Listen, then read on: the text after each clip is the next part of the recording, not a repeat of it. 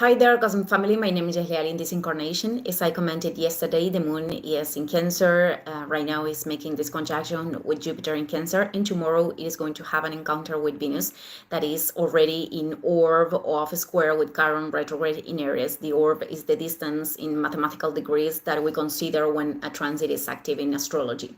So, as Jupiter is this planet that amplifies, could be a moment where we could connect with our inner abundance. We could see the richness inside of us and the things that are surrounding us, but also this could be about perceiving a situation in an increased way, whether this is positive or negative, from an optimism that operates in disconnection from reality, or perceiving everything in excess negatively.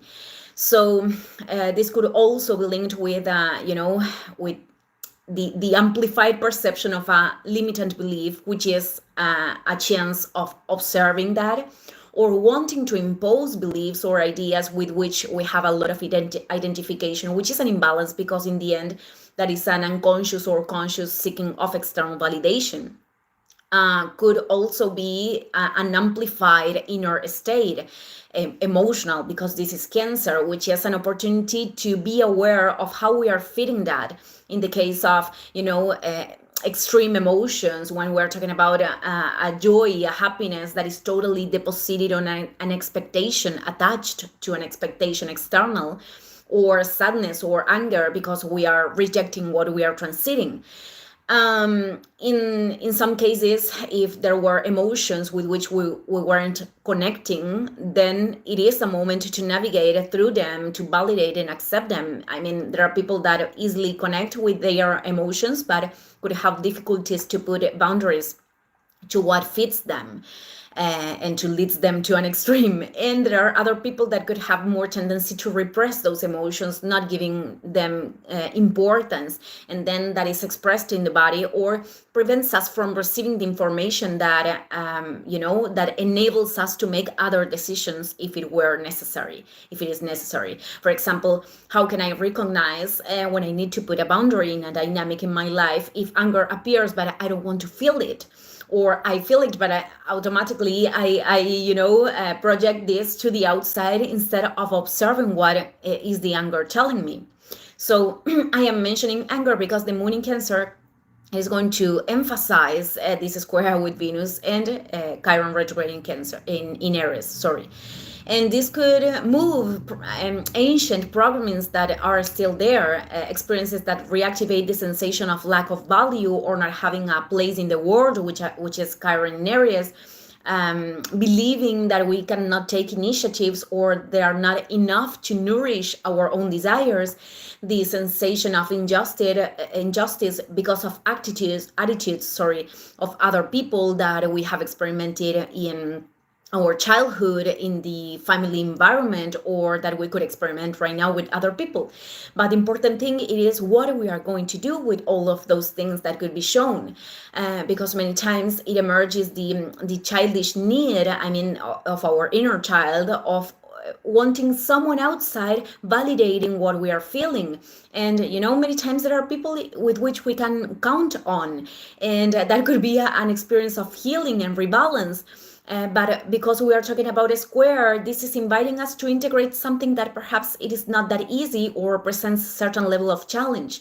And we could fall in this seeking of others acting as we are expecting, when perhaps they don't have that capacity, that emotional development, the tools to do that, or we're trying to force something that is going to generate pain for oneself. This is an aspect that for many people could represent cultivating in an independent way Aries, being able to be our mother or our father, which is Cancer, the person that knows how to nourish ourselves or to choose the best for us, even if it's not always the easiest way, and to give us contention, to hug ourselves, to embrace ourselves.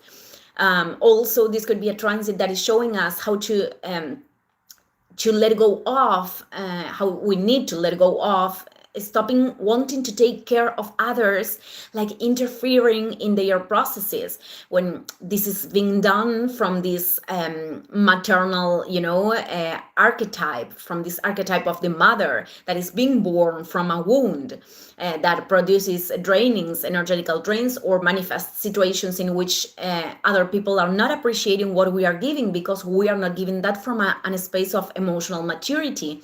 And we are doing that perhaps from what we have incorporated or learned from past experiences that were traumatic or painful.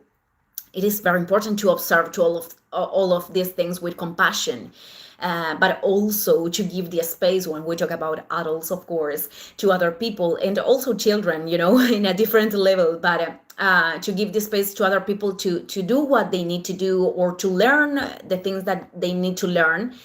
And many times acting with other people so they are needing us could also emerge from these programmings.